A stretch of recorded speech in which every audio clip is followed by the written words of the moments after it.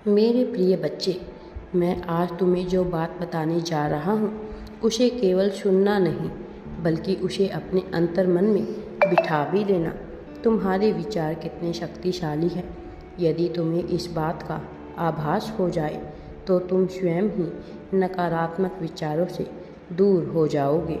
ये सच है कि मात्र सोचने से कुछ नहीं होता, लेकिन ये भी सत्य है कि जब तक सोचोगे नहीं तब तक कुछ होगा भी नहीं।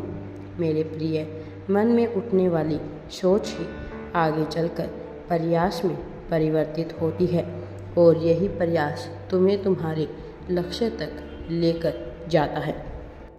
जैसा तुम सोचते हो वैसे ही होते जाते हो। ये प्रक्रिया इतनी धीरे होती है कि तुम्हें तत्क्षण इसका आभास तो नहीं होगा, लेकिन यदि कुछ समय अंतराल बाद तुम पीछे मुड़कर देखोगे तो पाओगे कि तुमने पूर्व में जैसा जैसा सोचा था तुम वैसे ही होते चले आए हो।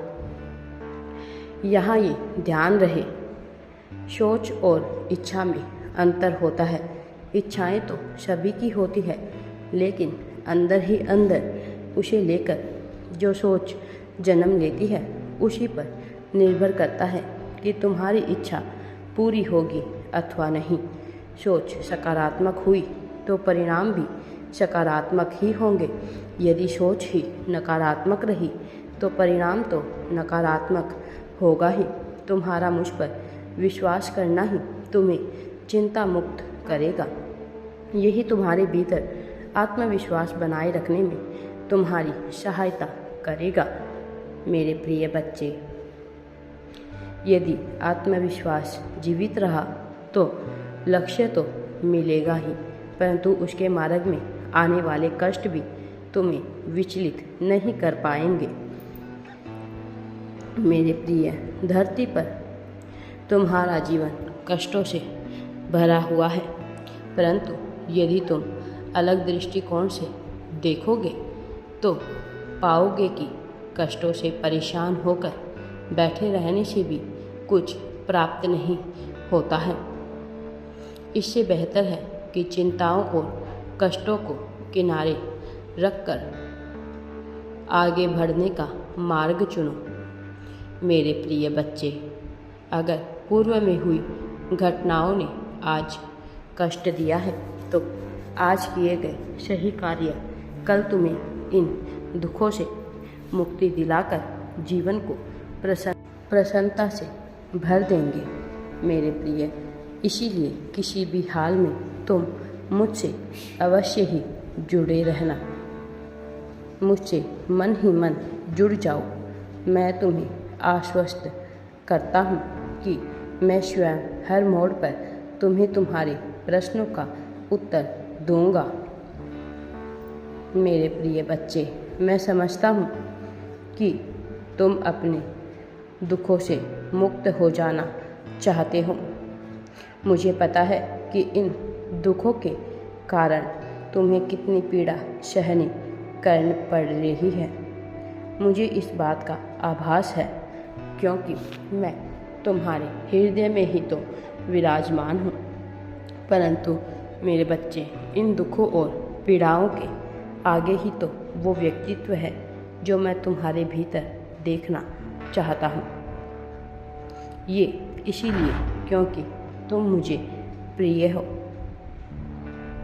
अपनी प्रतिष्ठा से भी अधिक तुम्हें अपने व्यक्तित्व का ध्यान रखना चाहिए, क्योंकि तुम्हारा व्यक्तित्व वह है जो आप असल में होते हैं, जबकि तुम्हारी प्रतिष्ठा वह है जो दुनिया तुम्हारे बारे में सोचती है। इसीलिए व्यक्तित्व अधिक महत्वपूर्ण है।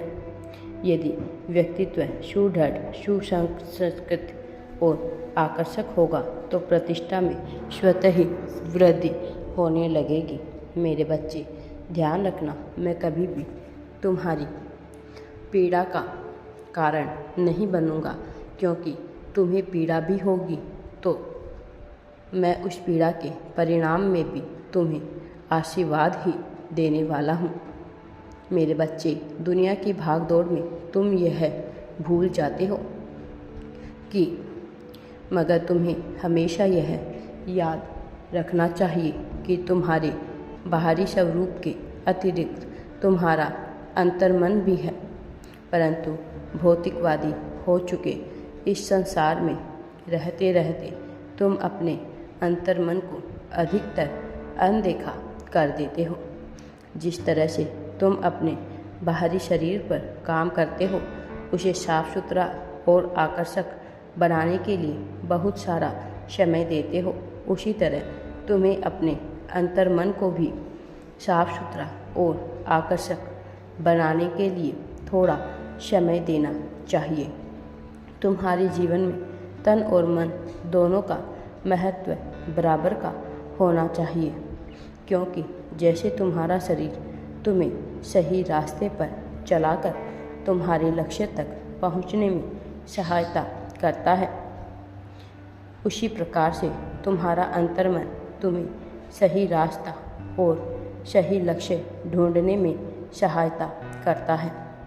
मेरे बच्चे, तुमने कई बार अपने जीवन में यह पाया होगा कि तुम अपने काम में या निजी जीवन में सफल होने के लिए बहुत परिश्रम करते हो, परंतु फिर भी सफल नहीं हो पाते हो। इसीलिए मेरे बच्चे, भविष्य में यदि तुम असफल हो जाओ तो एक बार शांत मन से बैठकर सोच विचार करना कि कहीं यह मार्ग तुम्हारे लिए गलत तो नहीं है। तुम सबके सामने मुस्कुराते तो हो, मगर अंदर ही अंदर तुमने दुखों का पहाड़ उठा रखा है। तुम्हारी इन्हीं परेशानियों को मैंने देख लिया है और आज मैं तुम्हें तुम्हारी इन्हीं परेशानियों का हल बताने जा रहा हूँ। मेरे बच्चे, तुम हमेशा दूसरों पर विश्वास करते हो और उस विश्वास के टूटने पर परेशान हो जाते हो। तुम्हें यह याद रखना चाहिए कि विश्वास बेहद ही मूल्यवान होता है। इस संसार में स्वयं से अधिक कभी भी किसी पर भी विश्वास मत करना। मेरे प्रिय, इसके साथ ही यह भ्रम में भी बनाए रखना कि तुम्हें सामने वाले पर पूरा पूरा विश्वास है, परंतु अंदर ही अंदर सभी के भावों को सच्चाई की कसौटी पर तोलना कभी बंद मत करना।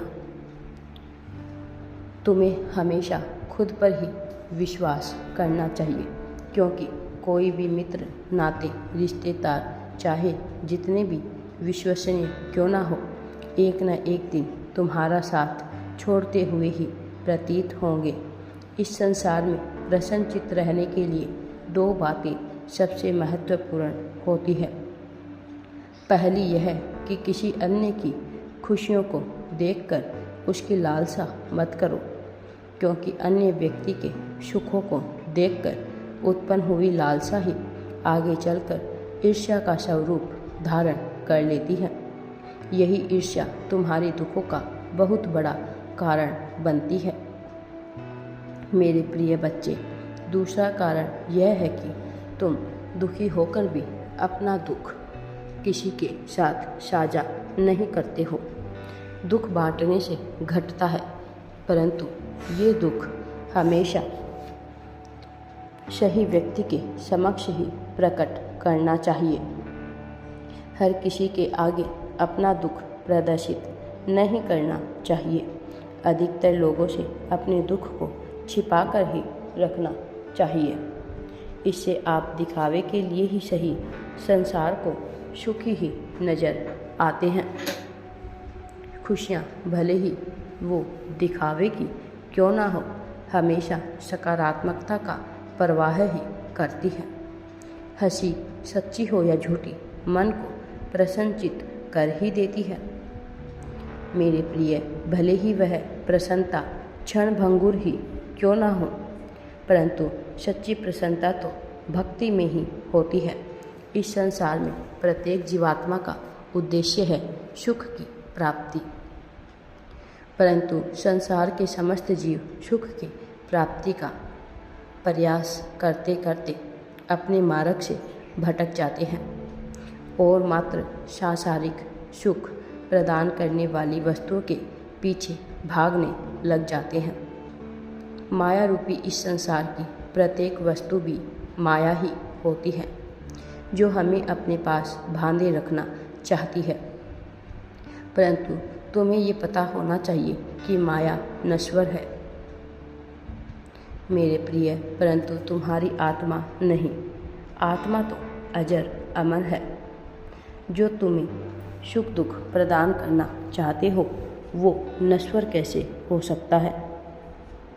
जीवन भर इंसान जिन चीज़ों को एकत्रित करने में लगा रहता है वो इनसे इतना अधिक आसक्त हो चुका है कि वह इन्हें खोने से डरता है मेरे प्रिय। उसका लोभ उसे यह करने से रोकता है। ये माया ही तुम्हारे लोभ और अहंकार का कारण होती है। जहाँ लोभ और अहंकार है वहाँ मैं कैसे हो सकता हूँ। वस्तुओं को प्राप्त करने में लगे व्यक्ति को यह दुख है कि उसके पास कुछ भी नहीं है, और जिसके पास सब कुछ है उसे ये दुख है कि अब उसे प्राप्त करने के लिए कुछ भी शेष नहीं है। इन सभी से मुक्ति का एक ही मार्ग है।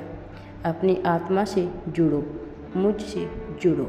जब तुम अपने अंतर्मन को जान लोगे, उसे अनुभूति कर लोगे, उस दिन तुम्हारी आसक्ति समाप्त हो जाएगी और तुम सच्चे सुख को प्राप्त कर लोगे। मेरा आशीर्वाद सदैव तुम्हारे साथ है। हर हर महादेव जी। वीडियो पसंद आए तो लाइक शेयर एंड चैनल को सब्सक्राइब ज़रूर करें।